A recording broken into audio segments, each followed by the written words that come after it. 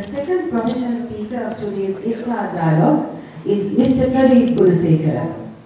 He is an HR graduate from the University of California and currently he is reading for his MBA from the University of Colombo. He is the head of Human Resource, Administration and Compliance, High Fashion Holdings Private Limited, HRM Group of Companies. Today he will be talking on the topic, does HR really create value? Mr. Gunasekara, the floor is yours.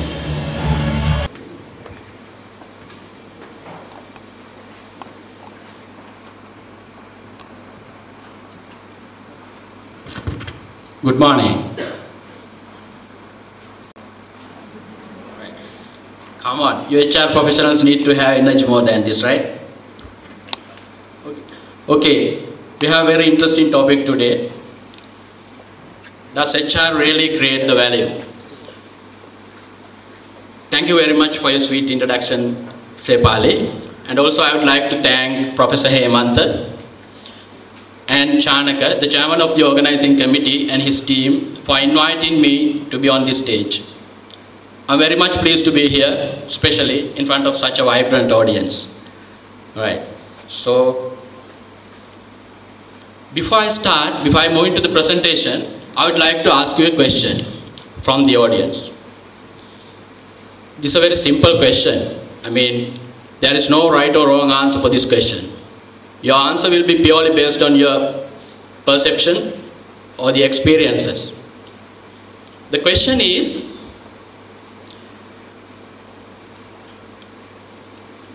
assuming now we are working in an organization, right? So, if your CEO, head of the business or the business leader is compelled to retain only 3 departments,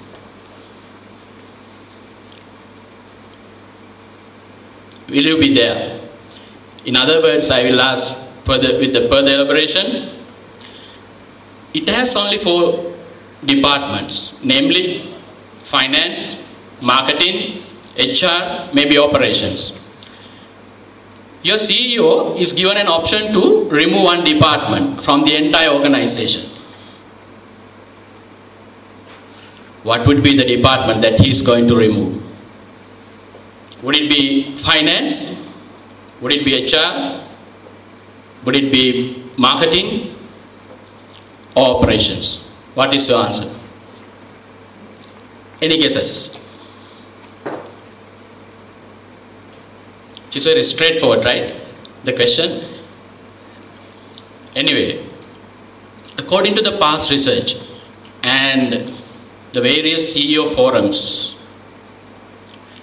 so more than 95% CEOs, business leaders, have given an answer for this question. According to them, it would be HR. So very interesting.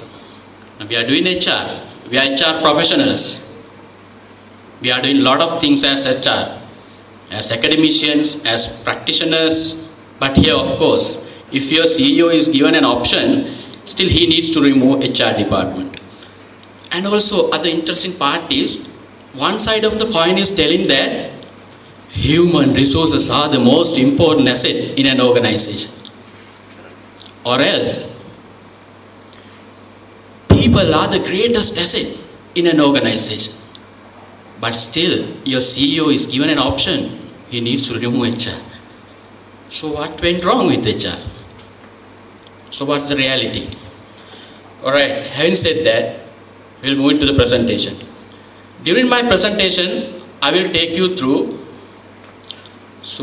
how HR is perceived by the business leaders or we'll say macro level stakeholders. And if there is any negative impact on the perception or the realities, how we can overcome this situation. What sort of mindset that we need, that sort of mindset, that change mindset which we need to have. And also, I will share with you a few personal experiences also in my career, right? So, and also, if time permits, I will share some few tools which will help you to get into the boardroom and survive in the boardroom. Alright, so let's move into the presentation. Here the big question is, do you really create value? Again, this is a question which is very straightforward, right? As HR professional, do you really create value? You may have an answer. Right, we'll see what value is all about. As you may know, value can be defined many ways. Value has its own interpretation. Value can have lot of definitions. But here, if you want to know what value is all about relating to this question, as HR professionals, do you really create value? Actually, value is not about what you give, but what others get. Right? So here the most important part is the receiver, not the giver. So you have to think about as an outsider whether you are creating value or not. You have to ask from others. You can't tell that you are creating value. You have to take from others their feedback, right? So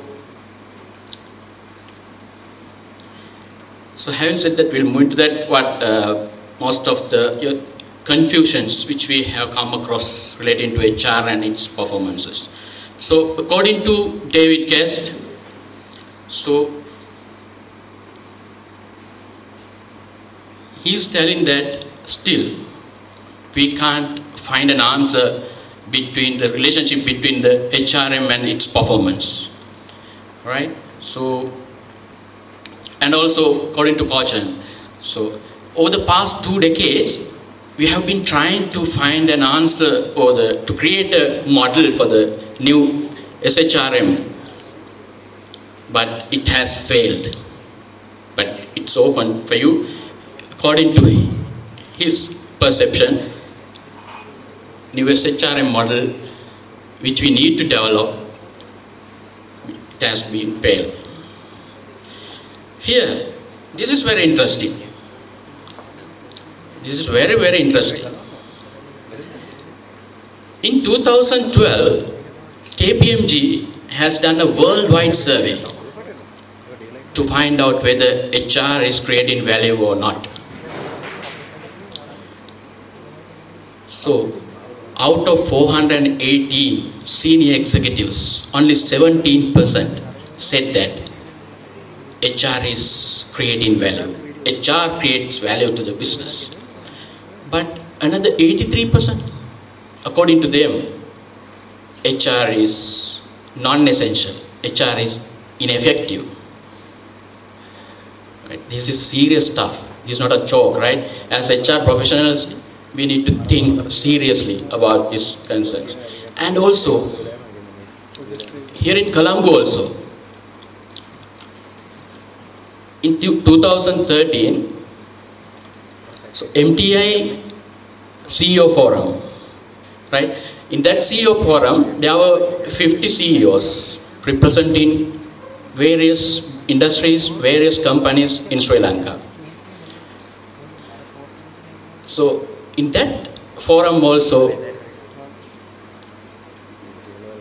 again this question was raised. But 90% of the CEOs also said that HR is not creating values because of 2 things. One is HR professionals, their lack of business acumen, and also they are not into strategic level, they are more into operational level. Okay, so really the question is, if you are not there, will they miss you? If you are not in the office, if you are not in the company, if you are not in the boardroom, if you are not in the meeting, will they miss you? Oh, can they? outsource. Remember, most of the HR functions now can be outsourced. That's a challenge for us. So, and also, can you see or get other business unit manager to take over your duties? Two things. One is technical knowledge, another one is the skills. If you don't have the necessary knowledge, if you don't have the necessary skills, how you can perform in HR? Right? But still people think that without having knowledge, without having skills, people can perform in HR. Bottom line or the top line, or the revenue or the profit and loss. Or they don't know how to interpret their financial statements like P&L, like Warner said, P&L or the balance sheet, cash flow statement. So again, we have learned a lot of theories about HR, leadership, change management, lot of theories, lot of knowledge, right? Those are very good, very valuable. But at the same time, if you can master the practical aspect of all those theories also, then you will win the race. So again, master the both theories and the practicalities. Then again, learn to translate HR work into financial performances. Right? When you go to the production line, when you go to the operations, so then if you ask an operations manager or a production manager, so what is the plan today? So he said that 100,000 pieces I am going to produce. So this is the value. But these are the critical success factors. This is the critical path, something like this. Likewise, we HR professionals also need to mention our performances with the numbers. Because most of the time, CEOs and business leaders, they are into more numbers. They are willing to work with the numbers. They would like to ask the numbers. So therefore, HR professionals also need to understand how to present that situations with the numbers. Again, confrontative and challenging as well as supportive. You have to stand for your rights, for HR rights. HR, if you are not there to protect your HR, who will protect HR? So there are a lot of people, a lot of things, a game is happening around us. So we need to understand these things. So right, earlier days, I still can remember that when we are recruiting people, we checked a lot of IQ level of the candidates. Then again, we were looking EQ. Then now again, when we are doing interviews and when we are doing evaluating candidates, we do evaluate PQ also. What do you mean by PQ? Political intelligence, which is very, very important. If you are going to work in an organization, if you can't understand the political framework, political scenarios or the theories behind this, what are the models, things like that, so you will be in trouble. You can't remove the organizational political, right? You have to live with that. Whether we like or not, you have to live with that. So therefore, you have to understand these things. Again, people think that HR is a cost center. Here, we need to promote, we need to change the mindset. HR is not a cost center. HR is as an investment. Okay. Again, HR has a value creation. HR has its own value creation. We need to understand what is value proposition and all, right? Again, finally, HR is a general management. This is very important, but I personally also believe this thing. HR is more into general management. HR is not a functional management concept. HR is a general management. HR is everywhere in the organization. HR is everywhere in the organization. Alright. Here, the point is, have a POV, or are you merely the POA for others? What do you mean by POV? Do you have a point of value, or are you merely the point of action for others? This is very interesting. So if you have point of value, that should be credible, novel, relevant, and valued.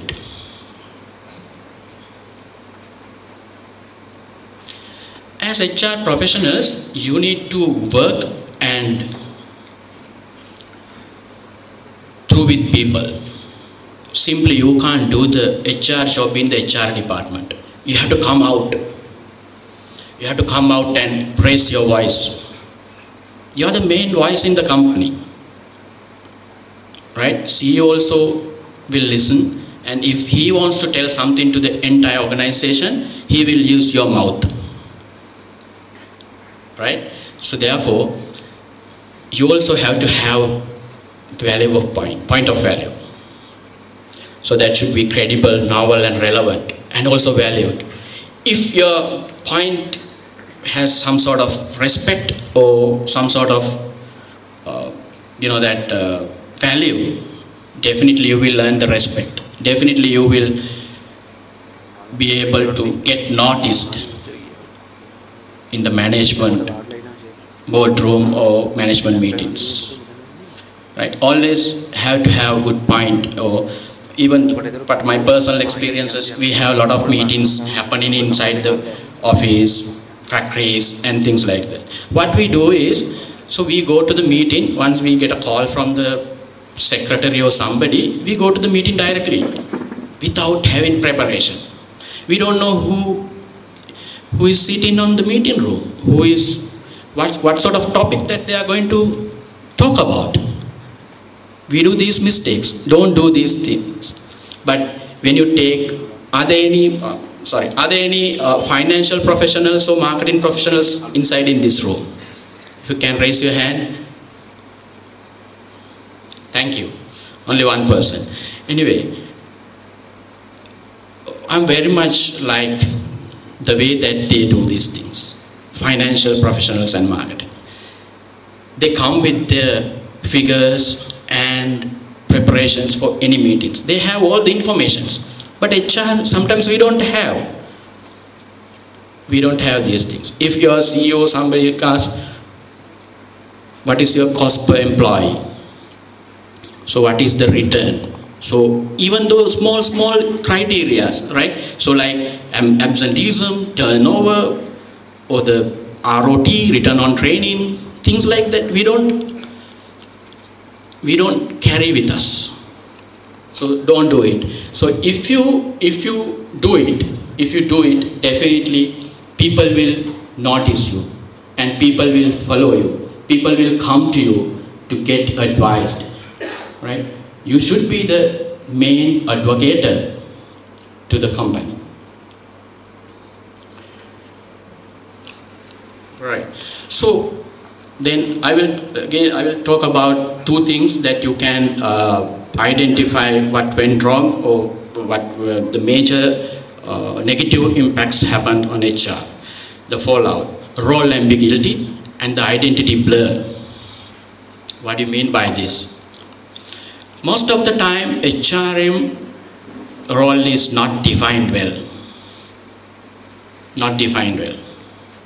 Even though we as HR professionals, sometimes we are unable to understand what I am supposed to do in the factory, in the company, or sometimes. That is not good. So you have to clarify these things. What sort of role that you need to play. Something like this. And also identity blur. There's a confusion. Regarding your identity. Right? So okay, then let's talk about HRM role and the identity. So everybody knows that Dave Ulrich, he has presented a good model to understand what sort of roles that we need to play and what are the competencies that we have. Here I have that thing, but I am not going to elaborate things because this is more into theory. But my take is, HRM role is to keep and grow an employer of choice. This should be your role. HRM role is to keep and grow an employer of choice. What do you mean by employer of choice? So if you have highly motivated workforce, or if they are well fit into the organizational culture, and they are possessing their skills, abilities, which leads to, that gain your corporate objectives, it means that you are creating an employer of choice.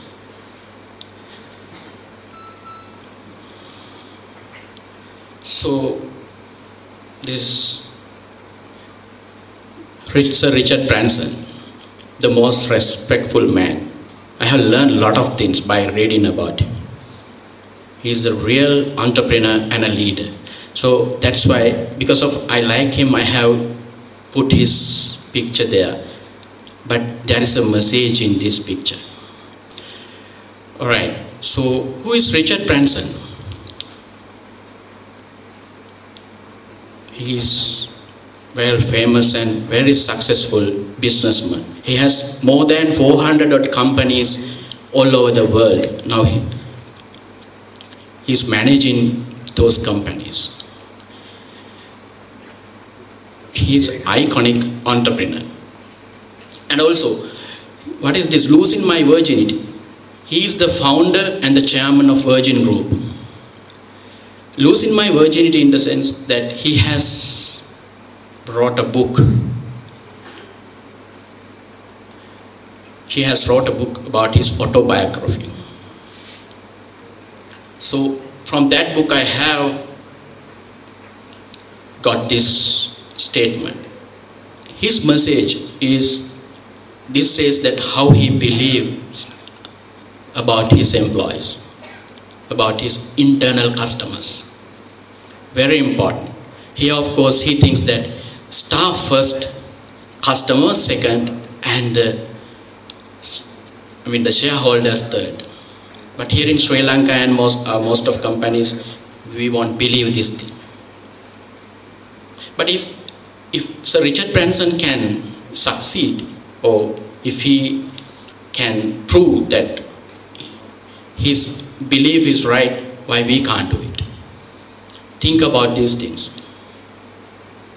When you are managing your people, so can you believe this thing? People first, right? What his argument is, you have to look after your internal customers in order to look after your external customers. If you want to look after your external customers, first you have to look after your internal customers.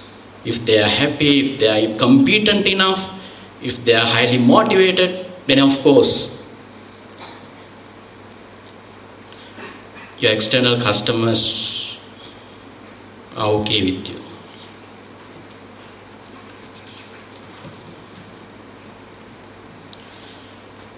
Again, the key question is, what is your role? And is it central or peripheral? Think about these questions. What is your role? Please try to understand about your role and try to understand, is it central or peripheral? So can you resolve your role ambiguity or the identity blur? If you can't do it, HRM will never be a central function. At best, it will be a supportive service to the company.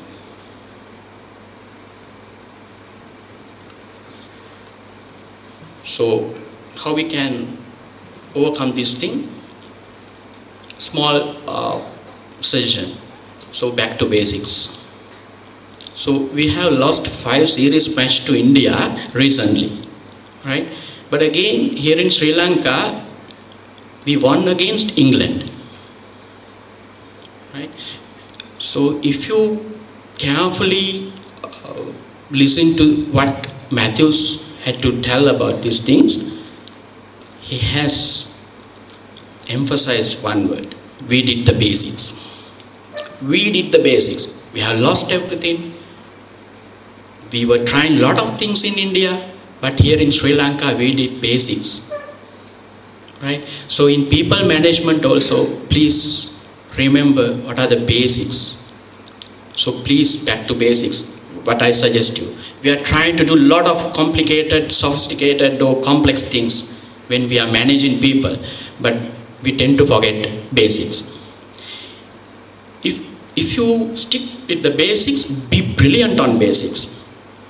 Master yourself with the basics and build the business on basics. Here you can tell, build the HR on basics. Build your HR department, HR unit or something on basics. So then you will realize the difference.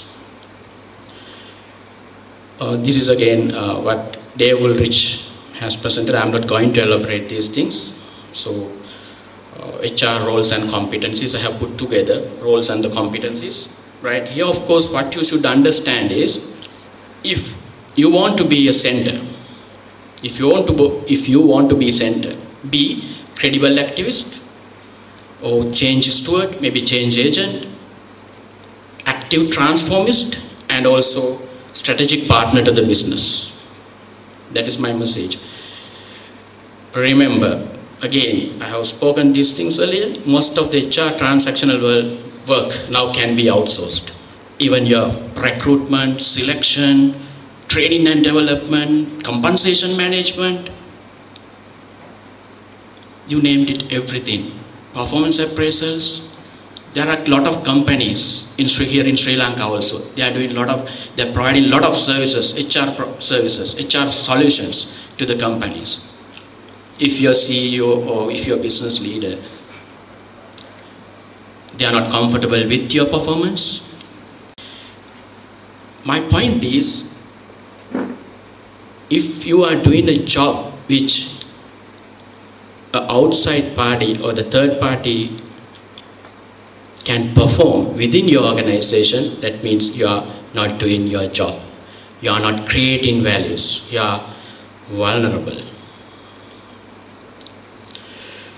Right. This is another part, right? So this is also very good, important for as HR professionals. You need to build something in order to gain the respect and the credibility from your stakeholders.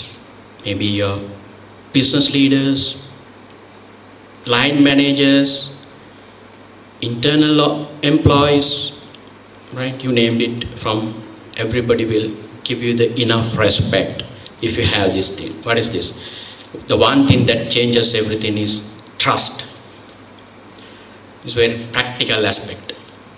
So as you go to work, your top responsibility should be to build trust.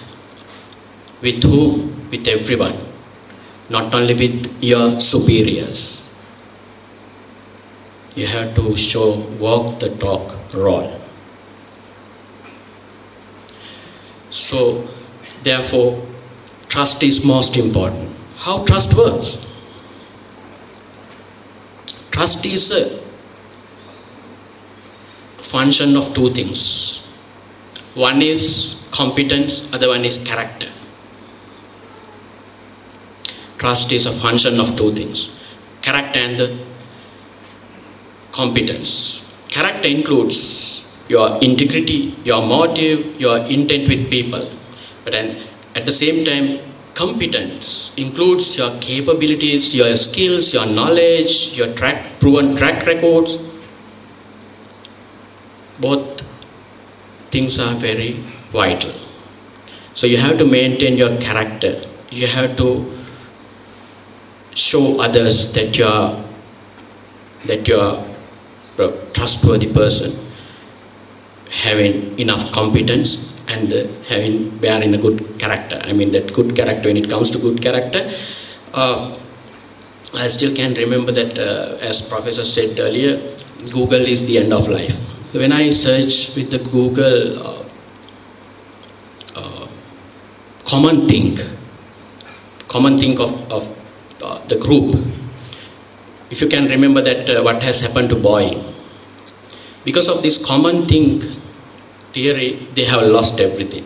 Therefore, my argument is there are two types of character traits, or bad or good, maybe positive character traits or negative character traits. So right, so we have a very good, I mean that most suitable person in the audience also. That is Professor Opath. He has written a book on this. Right. So, but my suggestion is we need to have devil also in the group, in the teams. Why? They need to ask questions. They need to challenge us. I mean that the devil can challenge us. Always he is in a doubt. He is in confusion. He needs to argue with us. Then only we will realize what the reality is. Otherwise, if the group or the team will think in the same way, so it will lead to a disaster.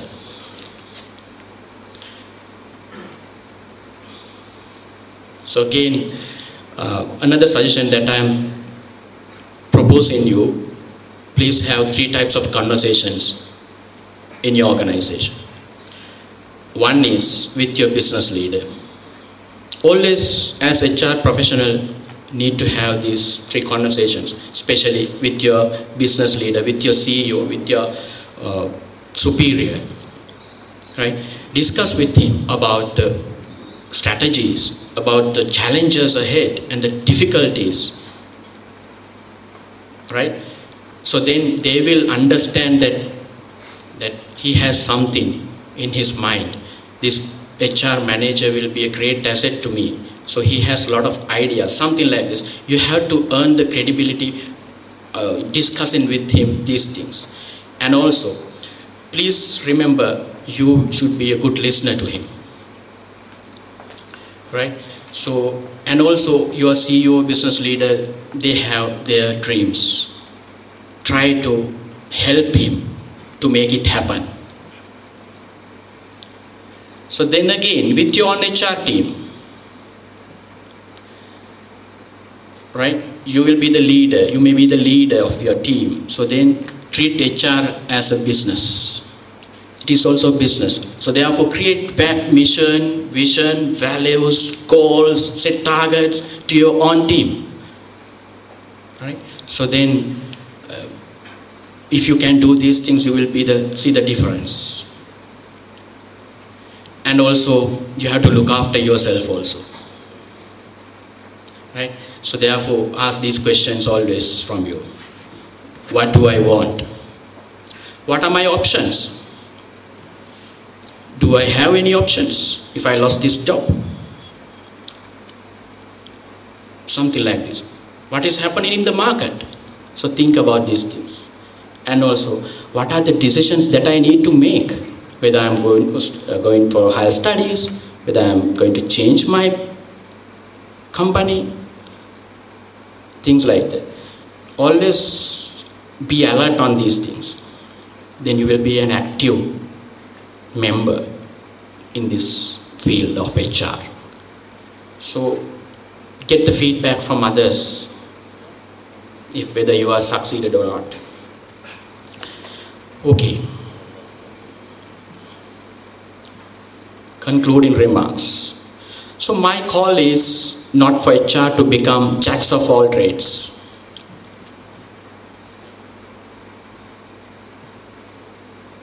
Right? And also merely to develop a better grasp of business and basic appreciation of business metrics. To be able to understand other business professionals, as earlier Varun also elaborated these things, please try to understand other business professionals' roles and the challenges and the difficulties, whatever the things. And also, HR professionals should be the most trusted advisor to the CEO, more than finance and marketing.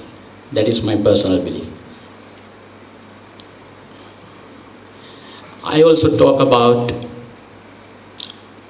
giving and, receiving and giving. You have to earn, not be given. And also, finally, HR needs to find a seat at the boardroom. So if you can master these things, if you can change the whole mindset of your stakeholders, if you can see the business holistically, so definitely there is a seat reserved for you. So therefore, try to get into the boardroom and raise your voice. Otherwise, you won't survive in this journey. Thank you.